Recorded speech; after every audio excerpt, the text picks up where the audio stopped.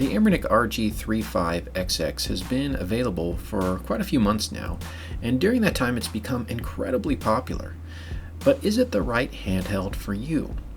Well, by means of this video, I hope to help you see if it's worth your hard-earned cash.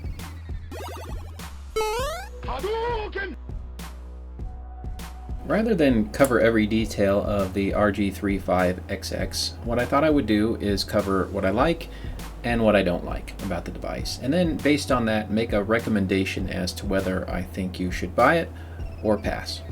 Let's start with the good.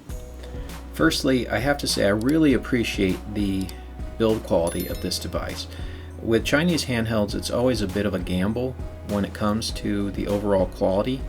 However, with Anbernic, I find that they consistently manage to produce devices that feel really good in your hands. The 35XX feels solid and well crafted.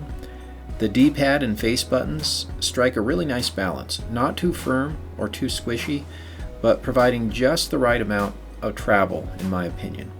Another aspect that really adds to the overall appeal is the IPS display, which not only feels spacious and bright, but also offers excellent viewing angles and vibrant colors that truly enhance the visual experience. I'm also really drawn to the nostalgic vibe that the RG35XX emanates. It captures the look and feel of those beloved old school Game Boy devices, and what I particularly like is the intentional omission of analog sticks. It was designed with a specific purpose in mind, to recreate the gaming experience of the PlayStation 1 and earlier gaming systems. And you know what?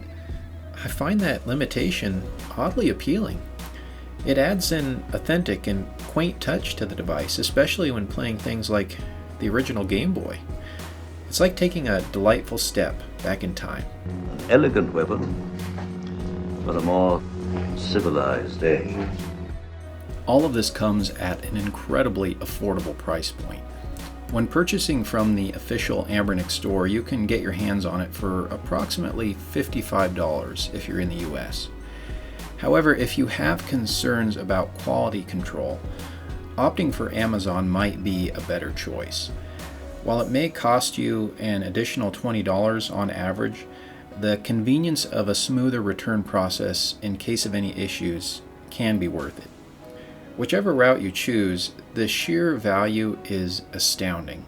For just $55 to $75, you gain the ability to indulge in thousands of retro games on the go, spanning from the PS1 era and all the way back. It truly is remarkable.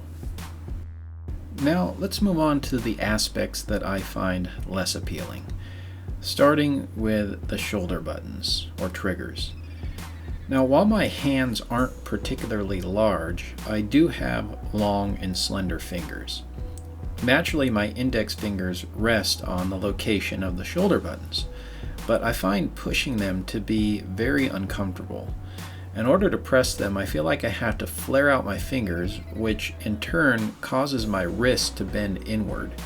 It feels really awkward and unnatural. So because of this, I tend to shy away from games that heavily rely on the use of the shoulder buttons. Another problem I have is with diagonal inputs. This device is very sensitive to them. As you can see here, when I push down, even a small tilt to the left or right can activate a diagonal input. It's most noticeable when playing puzzle games and quickly dropping a piece, as it sometimes will move to the right or left unintentionally. I've gotten used to it over time, but it's still something to keep in mind. Some clever 35XX owners have found smart ways to address both of these control annoyances.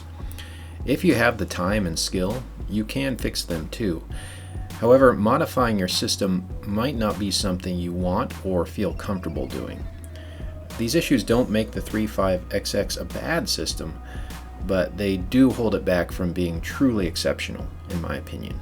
If I wanted to be picky, I could mention that it would have been nice if Anbernic had included Wi-Fi or a longer battery life than the 4-hour average I've been getting.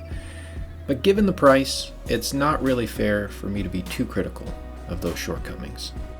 However, I do have a pretty strong critique that falls into the ugly category. and it has to do with the stock SD card operating system and ROM set. Anbernic, like many Chinese handheld manufacturers, uses very cheap SD cards that fail all the time. Now, if you do decide to stick with the stock operating system and ROM set, at the very least, make sure to copy everything to a new name brand SD card. But honestly, it's probably better just to upgrade to one of the excellent custom operating systems that are available for the 35XX. And also you should add your own collection of games, in my opinion. There are so many stories on the internet of 35XX users that have lost game saves, entire ROM directories, and have even experienced complete failure of their SD card. So in my opinion, this is the biggest weakness of the 35XX. So if you want to make the most of this device, plan on making the changes that I've identified here. In conclusion, the RG35XX is a fantastic budget handheld, even though it has a few drawbacks. Its true potential shines when you take advantage of the custom firmwares that are available. Personally, it's not my primary handheld device. That title still belongs to my RG552. However, the RG35XX comes in a close second, and I often find myself reaching for it when I have a spare moment for gaming or when I'm on the move. Its compact size makes it incredibly convenient to carry around. So, should you buy it? Well, that depends. I would say you should probably pass if you want to play systems beyond the PlayStation 1, or if you want a handheld that's not going to require a lot of tinkering, or if you have big hands, you're probably not going to find the 35XX to be very comfortable. On the other hand, if you're interested mainly in playing PlayStation 1 and below, and you don't mind tinkering and installing your own custom operating system or adding your own ROM collection, and if you're looking for a low cost and good quality handheld, then I can say that the Anbernic RG35XX is an excellent purchase. I highly recommend it. If you found this video to be helpful, please consider supporting the channel via a like, a comment, or perhaps even subscribing. Until next time, happy gaming, my friends.